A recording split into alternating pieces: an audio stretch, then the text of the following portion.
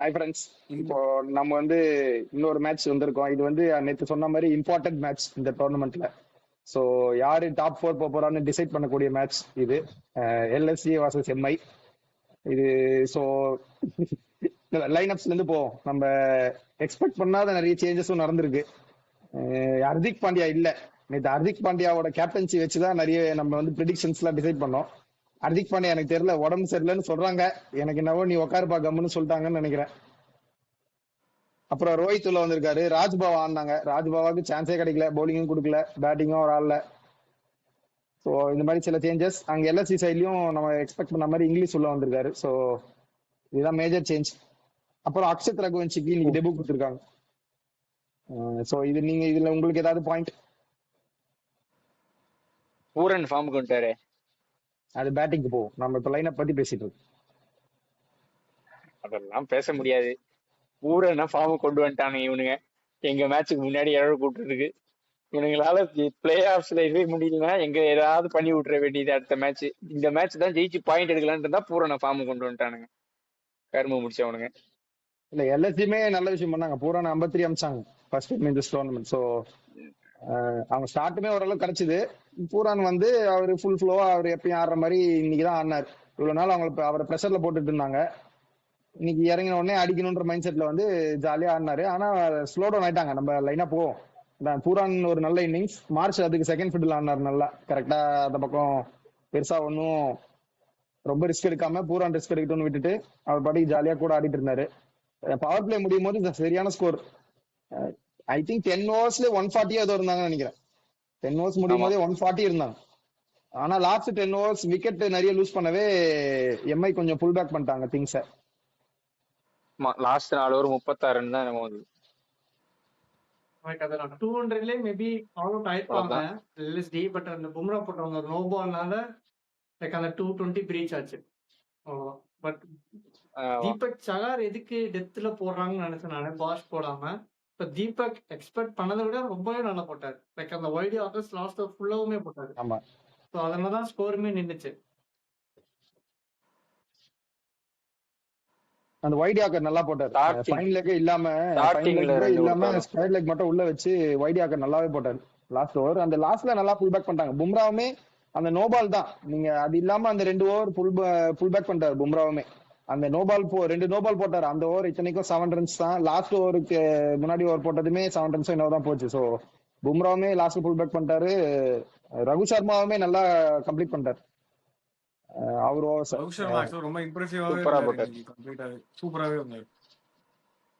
அதான் முதல்ல ஆடி இருக்கலாம். நான் அப்பயே சொன்னேன் அவர் ஆடுங்கன்னு. இவங்கதான் மயங்க் மார்க்கண்டே ட்ரை பண்ணாங்க. அதுக்கப்புறம் யாரோ ட்ரை பண்ணிட்டு திருப்பி இப்பதான் வந்திருக்காங்க. அடுத்த சீசனுக்கு நல்லாவே ட்ரை பண்ணலாம். அவர் நிஜமா நல்லா போடுவார். எனக்கு என்ன ஒரே ஒரு பாயிண்ட் தான், எல்எஸ்ஜி பேட்டிங்கை பொறுத்த வரைக்கும் அவங்க எக்கச்சக்க சேஞ்ச் பண்ணாங்க. பட் இப்போ ரொம்ப கன்சிடரபிளான சான்சஸ் பூரனுக்கு கொடுத்ததுக்கு அப்புறமா அவங்க பேக் பண்ணி இன்னைக்கு டீம்ல ஆட வைக்கும் போது ஓகே பொசிஷனை மாத்தி ஆட வச்சாங்க. ஏதாவது சேஞ்ச் தெரியுமா அப்படின்றது. ஸோ அது அவங்களுக்கு கை கொடுத்துருச்சு, நான் இல்லைன்னு சொல்ல. பட் அவரை பேக் பண்ணும்போது ஏன் அவங்க முகுல் சௌத்ரி, ஆயுஷ் பதோனி எல்லாம் கன்சிடரபிளா அவரோட கம்பேரிட்டிவ்லி பெட்டரா ஆடின பிளேயர்ஸை பேக் பண்ணலன்னு எனக்கு தெரியல. அந்த இடத்துல இன்னைக்கு அவங்க முகுல் சௌத்ரிக்கு பதிலாக ஹிம்மத் சிங் ஆடினாங்க. அவராலே இன்னைக்கு பாதி ரன்ஸ் எம்ஐ சூப்பராகவே போட்டாங்க, நான் இல்லைன்னு சொல்ல. டெத்துல நல்லா புல் பேக் பண்ணாங்க. பட் அவருமே ரொம்ப ஃபியர்லெஸ்ஸா அடிக்க போகவே இல்லை. ஸோ அவராலே எக்கச்சக்க ரன்ஸ் ஸ்டாப்பாகவும் ஆச்சு. ஸோ ஈஸியா 250 போயிருக்கேன். ஹிம்மத் சிங்க்கு பதிலா கரெக்ட் தான். இல்ல முகுல் சௌத்ரி ஆடி இருக்கலாம் அந்த இடத்துல. அட்லீஸ்ட் ஸ்லோ ஆடுவார் அப்படின்னா கூட முகுல் சௌத்ரி ஆடி இருந்திருக்கலாம். அவங்க எந்த இடத்துக்கு எதுக்காக அதை சேஞ்ச் பண்ணி கன்ஃபியூஸ் பண்ணாங்க அந்த இடத்துல அப்படின்னு தெரியல. இல்ல ஆக்சுவலா ஹிம்மத் சிங் டைம் கொஞ்சம் விக்கெட்ஸ் விழுந்துட்டு இருந்தது. அந்த நேரத்துல பதோனி வந்திருந்தா கொஞ்சம் பில்ட் பண்ணி அடிச்சிருப்பாரு கண்டிப்பா. அவரு மோசமா ஒன்னும் ஆடல, அடிச்சுட்டு தான் இருந்தாரு, நல்லா தான் அடிச்சிட்டு இருந்தாரு. ஆடி இருக்கலாம், என்னன்னு தெரியல. அவங்க என்ன எக்ஸ்பெக்ட் பண்ணி இது பண்ணாங்கன்னு தெரியல. அவ்வளவுதான் இருக்கு. நீங்க ரகுவன்ஷி ஆட ட்ரை பண்றீங்கன்னா ஓகே. நீங்க ஹிம்மத் சிங் இல்லைனாலும் ரகுவன்ஷி பிளேஸ்ல ஆடி இருக்கலாம். அவங்க 2 பேர்ல யாராவது. ரகுவன்ஷிக்கு எதுக்கு இப்போ டெபு கொடுக்கணும்னு எனக்கு தெரியல.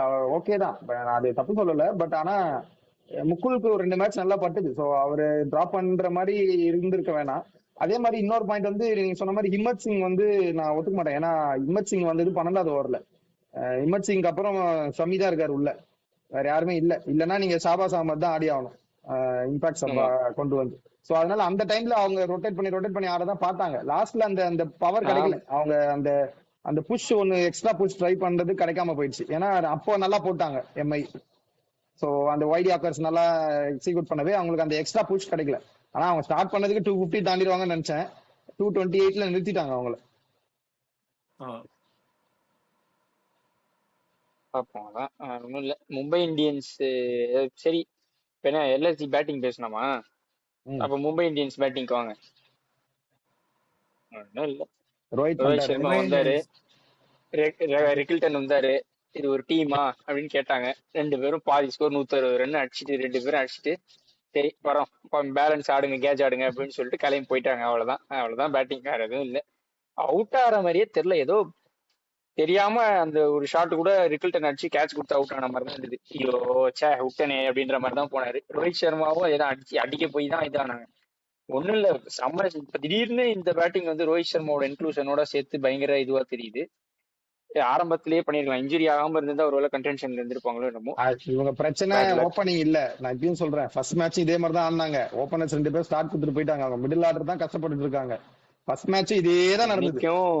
இன்னைக்கும் கஷ்டம் தான் பட்டாங்க. லைட்டா மிடில் ஆர்டர் இன்னும் அவ்வளோ அடிக்கல. ஏன்னா ஓப்பனர்ஸ் உங்களுக்கு செமையா அடிச்சு குடுத்துட்டு அந்த பிளாட் செட் பண்ணி கொடுத்துட்டு போயிட்டாங்க. இது இங்க இருந்து நீங்க தோத்தீங்கன்னா அவ்வளவுதான்ற மாதிரியான ஒரு ஸ்டேஜ்ல தான் இருந்தது கேம். அதனால தெரியல. பட் கிளிக் ஆயிடுச்சு. ரிக்கில்டன் சம ஃபார்ம்ல இருக்காரு, ரோஹித் சர்மாவும் சம ஃபார்ம்ல இருக்காரு. அவங்க 2 பேரும் ஜெயிச்சு கொடுத்துட்டு போயிட்டாங்க மேட்ச். அவ்வளவுதான். அவங்க பேட்டிங்ல வேற எதுவும் பேசுறதுக்கு இல்ல. இல்ல பட் அகைன் அவங்க பேட்டிங் ஆனா எப்படி இருந்ததுங்கிறத பத்தி பேசணும். இது அவர் இன்ஜுரியில இருந்து வந்து ரொம்ப ரெஸ்ட் எடுத்துட்டு வந்த மாதிரிலாம் தெரியல. அவ்வளோ ஃப்ரீ ஃப்ளோவா அடிச்சாரு ரோஹித் சர்மா. சான்ஸே இல்ல, பயங்கரமா அடிச்சாரு. இன்னொரு பக்கம் ஒரு ரேன் ரிக்கல்டன் அவரு அச்சாடிலாம் 6 போச்சு. எனக்கு தெரிஞ்சு ஒரு பர்டிகுலர் ஓவர் வந்து ரொம்ப பவர் பேக்டா அடிச்சாங்க. ஆல்மோஸ்ட் ஒரு 26-27 ரன்ஸ் அந்த ஓவர்ல மட்டுமே வந்தது. எல்லாமே கிளீன் ஹிட். அடிக்கும் போதே தெரிஞ்சது இது அவுட் ஆஃப் த பார்க் தான் போய் விழுது அப்படின்ட்டு. 2 பேருமே அவங்களுக்கு காம்பன்சேட் பண்ணி, அதாவது ஒரு ஓவர்ல ஒரு செகண்ட் ஃபீல்ட் ஆடுற மாதிரி இருந்தா இன்னொரு ஓவர் அவர் செகண்ட் ஃபீல்ட் ஆடுறாரு. ரொம்ப கோஆர்டினேட் பண்ணி காம்பன்சேட் பண்ணி ஆடிட்டு இருந்தாங்க. ஒரு இடத்துலயுமே ஷாலோவா ஆகவே இல்லை, ஸ்லோ டவுன் ஆகல. சர்ற மாதிரி அடிச்சாங்க, பயங்கரமா அடிச்சாங்க. ஆல்மோஸ்ட் அந்த இடத்துல அவங்க கேமை சீல் பண்ணிட்டாங்க. இங்க இருந்து அது தோத்தாங்கன்னா அது ஒரு ஜெனரேஷனல் சோக்கா தான் இருந்திருக்கும். அந்த அளவுக்கு அவங்க கேம் அடிச்சுட்டு போயிட்டாங்க. ஐ மீன் சரி அகைன் ரோஹித் சர்மாவோட இன்க்ளூஷன் இத்தனை நாளா இல்ல டீம். சரி ஓகே, அவங்க ஓப்பனிங்ஸ் நல்லா ஆடி இருந்திருக்கலாம், சரியா பண்ணி ஆடி இருப்பாங்க, அதெல்லாம் ஓகே. மிடில் ஆர்டர் தான் ப்ராப்ளமேட்டிக்கா இருந்திருக்குங்கிறதுலாம் ஃபைன் தான். பட் இந்த அளவுக்கான ஓப்பனிங் வந்து எல்லா மேட்சும் இதுக்கு முன்னாடி கிடைக்கல. ஆக்சுவலா ஏதாவது ஒரு மேட்ச் திருப்பி எக்ஸ்போஸ் ஆகிட்டே தான் இருந்தாங்க. பட் ரோஹித் சர்மா இருந்த மேட்ச் வந்து மொத்தமா எனக்கு தெரிஞ்சு 3-4 மேட்ச் தான் ஆடி இருக்காரு. அதுல எனக்கு தெரிஞ்சு 2 மேட்ச் சூப்பராகவே ஆடிட்டாரு. ஸோ அவங்க கிளியராகவே ரோஹித் சர்மா மிஸ் பண்ணாங்க. அண்ட் அதோட இன்க்ளூஷன் வந்து எனக்கு தெரிஞ்ச டீமுக்கு ரொம்பவே ஒரு இதுக்கப்புறம் இது எவ்வளவு யூஸ் ஆக போகுதுன்னு எனக்கு தெரியல. ஆனா ஒரு கான்ஃபிடன்ஸ் கண்டிப்பா பூஸ்ட் பண்ணிருக்கும் டீமுக்கு. ஆனா ரோஹித் சர்மா வந்தோடனே ஃப்ரீ ஃப்ளோயிங்கா அந்த மாதிரிலாம் இல்ல. 15 பால் 15 ரன்ஸ் தான். ரிக்கில்டன் அந்த பக்கம் சேர்த்து வச்சு அடிச்சிருந்தாரு. பிரின்ஸ் யாதவ் ஓவர் வேற ரோஹித் சர்மா கிட்ட மாட்டிக்கிச்சு. சோ பிரின்ஸ் யாதவ் வச்சு டாட் பாலா போட்டு தள்ளிட்டாரு ரோஹித் சர்மா. அந்த பவர் பிளேல 5வது ஓவர் 15 தான் ரோஹித் சர்மா ஆடி இருந்தார். அதுக்கப்புறம் அவேஷ் கான் வந்து தான் ரன் குடுத்துட்டு போனாரு ஜாலியா. ரோஹித் சர்மா நீங்க அவுட் ஆஃப் ஃபார்ம்ல இருக்கீங்களா, இந்தாங்க ஆடுங்க அப்படின்னு சொல்லிட்டு 20 ரன் ஒரு பேட்ஸ்மேன் வந்து பவுலிங் போட சொன்னா எப்படி போடுவாரு ஆவேஷ் கான்? அதுவும் பவர் பிளே. அவர் ஃபினிஷர் எல்எஸ்ஜியோட ஃபினிஷர்.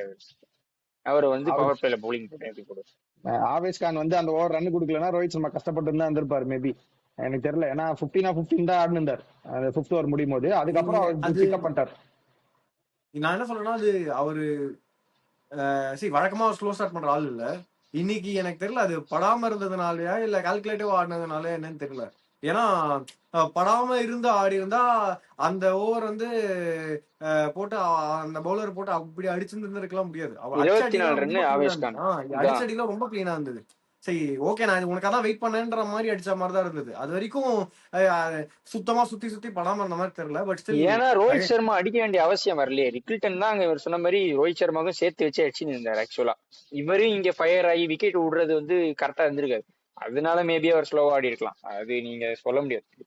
எனக்கு ஆனா இத்தனை நாளா இவர் இன்னைக்கு வந்து ரோஹித் சர்மா ஆடினதை பார்த்தா ஹர்திக் பாண்டியா வேணே உட்கார வச்சிருந்த மாதிரி தான் இருந்தது.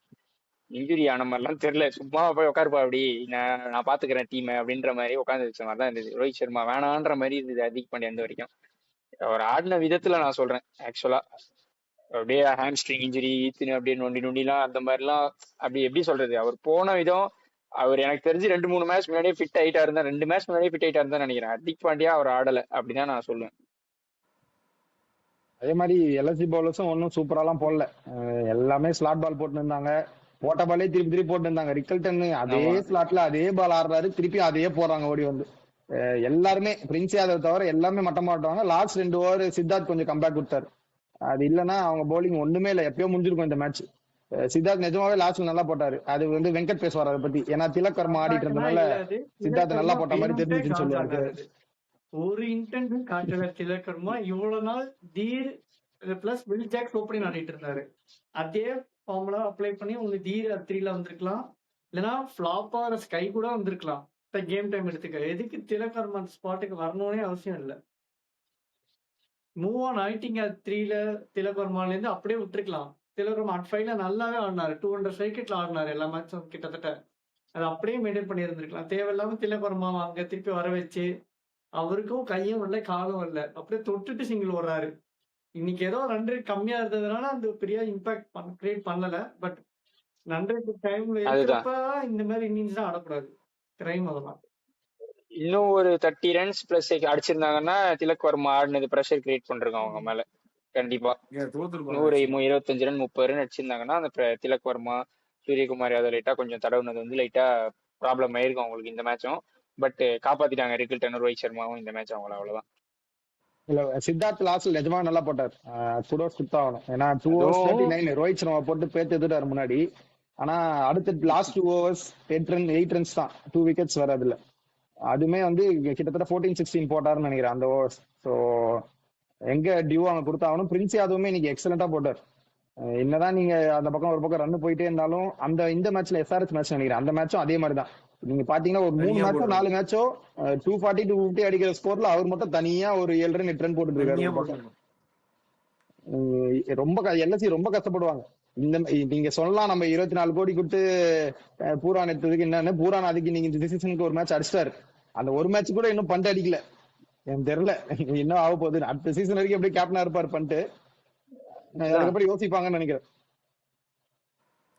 ரெஸ்பான்சிபிலிட்டி எடுத்து ஆடி இருக்கலாமோன்னு தான் சொல்றேன். அவர் ஒன்னும் அப்படியே அடி டெப்த்து கொண்டு போய் நான் நிக்கிறேன் அந்த மாதிரிலாம் ஆடின மாதிரி தெரியல. அவனும் ரேஷா தான் ஆடினாரு, அடிக்க தான் போன மாதிரி தான் இருக்கு. சும்மா ரொம்ப நாளாவே அப்படிதான் பண்ணிருக்காரு. வந்து சுத்தின்னு இருக்காரு. வந்து படவும் மாட்டேங்குது, ரன்னும் வர மாட்டேங்குது. அதான் கடைசியில வேற ஏதாவது பாயிண்ட்ஸ் இருக்கா? நான் எனக்கு தெரிஞ்சு நம்ம ப்ரெடிக்ஷன்ல வந்து 3 பேர் எல்எஸ்சி சொன்னோம். ஸ்ரவனும் வெங்கட்டும் மட்டும் எம்ஐ சொன்னாங்க, ஜெயிச்சுட்டாங்க. நான் வந்து எல்எஸ்சி மேல இருக்க நம்பிக்கையில எல்எஸ்சி சொல்ல, ஹர்திக் பாண்டியா மேல இருக்க நம்பிக்கையில எல்எஸ்சி சொன்னேன். அவங்க நேரம் உட்கார வச்சிட்டாங்க. ஹர்திக் பாண்டியாவை உஷாராயிட்டாங்க.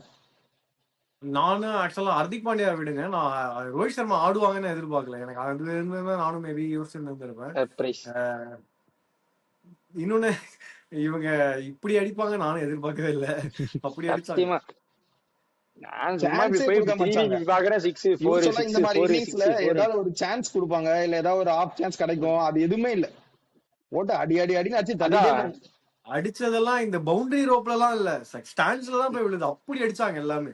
1-2 பால் தான் அந்த பவுண்டரி ரோப்ல. ஆக்சுவலா மிஸ்டைம்டு ஷாட்ஸ் வந்து கொஞ்சம் அந்த பவுண்டரி ரோப்பை ஒட்டின மாதிரி போய் 6-4ன்னு முடிஞ்சது.